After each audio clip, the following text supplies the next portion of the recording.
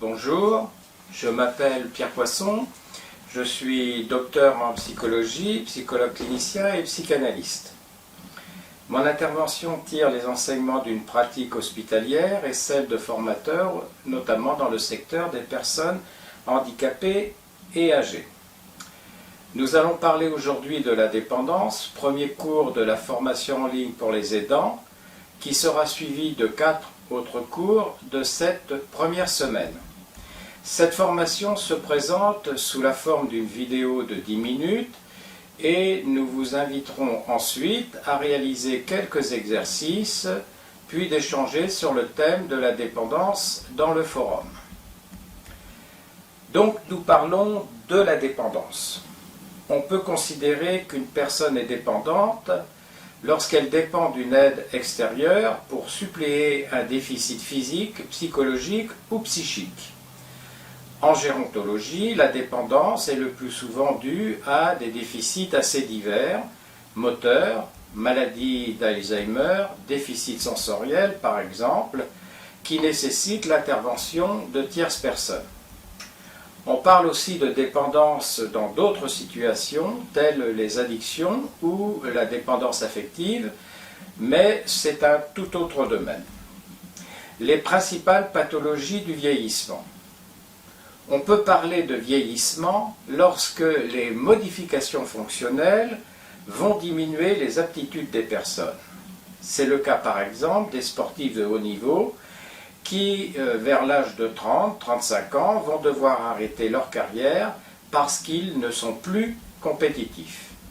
Le vieillissement est un processus génétique qui met en cause divers facteurs.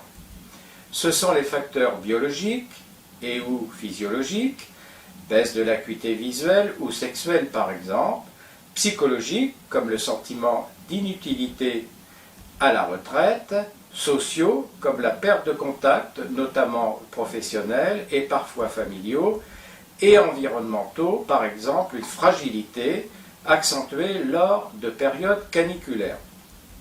Cependant, les processus de vieillissement sont étroitement liés à l'histoire de chaque individu. Histoire héréditaire, familiale, sociale, professionnelle, etc. Nous savons par exemple que les personnes ayant une vie intellectuelle ou ayant eu une vie intellectuelle importante, enseignants, écrivains, par exemple, ont une espérance de vie supérieure à celle d'une personne ayant exercé une profession où la pénibilité était quotidienne. Ouvriers d'usine par exemple, du bâtiment, etc.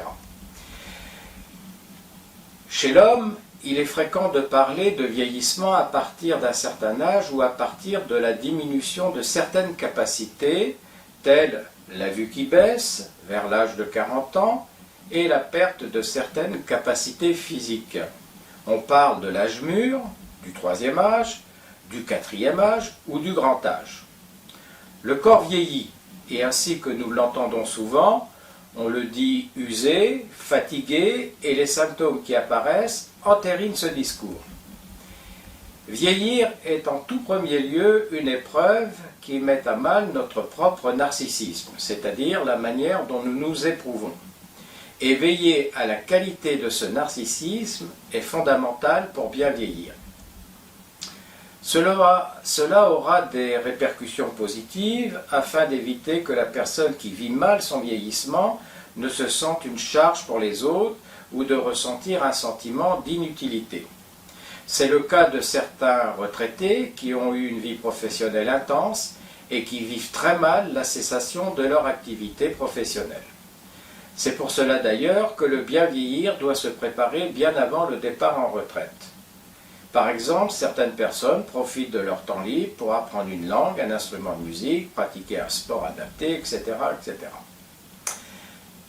Premièrement, donc, nous allons parler des aspects physiologiques.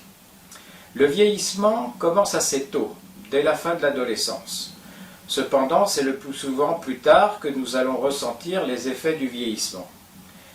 Ainsi que nous l'avons vu, la perte de l'acuité visuelle, mais également la mémoire, qui n'est plus aussi performante, sont parmi les premiers signes repérables. Le corps vieillit et peuvent apparaître des symptômes qui pourront par la suite devenir invalidants.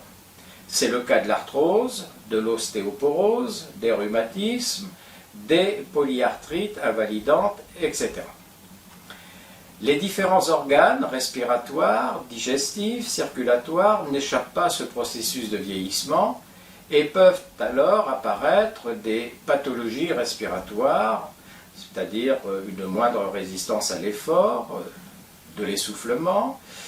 Peuvent apparaître également des pathologies circulatoires, l'hypertension, etc., des pathologies digestives, moindre tolérance à certains aliments ou boissons, notamment alcoolisées. Les personnes doivent alors changer de comportement alimentaire, diminuer leurs dépenses physiques, savoir prendre du repos, ce que certains ont le plus grand mal à accepter. Beaucoup de personnes prennent du poids vers la quarantaine, signe que physiologiquement leur organisme n'élimine plus suffisamment la quantité d'énergie absorbée et va être contraint de la stocker. Du point de vue sensoriel, les capacités perceptives diminuent, donnant des presbyacousies, c'est-à-dire des altérations de l'audition, et ou des troubles de la vision, c'est-à-dire par exemple une presbytie ou par exemple la cataracte. Cependant, le vieillissement normal n'est pas signe de dépendance. Bien des personnes d'âge mûr s'occupent d'un parent, d'un conjoint dépendant ou ont des activités physiques et intellectuelles suffisantes.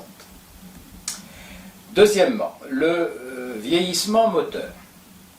Les muscles, les articulations perdent une partie de leurs réflexes.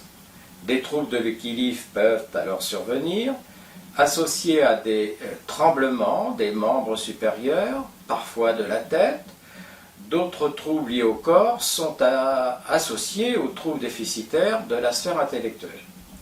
Par exemple, la non-reconnaissance ou les troubles de la connaissance du corps propre, troubles liés à l'apraxie, c'est-à-dire à l'acte volontaire, et troubles liés à l'écriture et au langage. Troisièmement, le vieillissement pathologique. Il concerne le vieillissement qui accumulera au cours des années plusieurs pathologies qui finiront par entraîner une dépendance. Donc il convient d'être clair. La dépendance n'est pas une affaire d'âge, mais de maladie qui, avec l'âge, ont fini par handicaper la personne âgée. Si cette personne âgée ne peut plus marcher, c'est parce que son arthrose est trop importante ou qu'elle est hémiplégique suite à un AVC par exemple. Si elle s'essouffle au moins d'efforts, c'est peut-être qu'elle a de sérieux problèmes cardiaques. Si elle ne sait plus comment on se sert du micro-ondes, chose qui lui était familière, il y a de forts risques pour que nous soyons en présence d'un déficit sénile ou d'une maladie d'Alzheimer. Pour qu'une personne devienne dépendante, il faut donc une pathologie, une maladie ou une accumulation de pathologies soit handicapante au point qu'elle ne peut plus seule effectuer certains gestes de la vie courante. D'autre part, il convient de ne jamais perdre de vue qu'une personne âgée dépendante a été des années auparavant une personne parfaitement autonome. La souffrance psychologique qui peut s'ensuivre peut être un facteur d'aggravation. C'est pourquoi il est extrêmement important de ne pas se comporter devant une personne âgée comme quelqu'un qui ne prend pas en compte ou ne veut pas entendre cette souffrance psychologique, parfois très douloureuse pour la personne âgée. Dans le prochain cours, nous parlerons de la prévention de la dépendance. Nous vous invitons maintenant donc à réaliser quelques exercices pour vérifier vos connaissances ou les affiner. Nous vous donnons rendez-vous dans le forum pour échanger avec d'autres aidants sur cette thématique ou poser les questions aux formateurs sur ce sujet. Merci.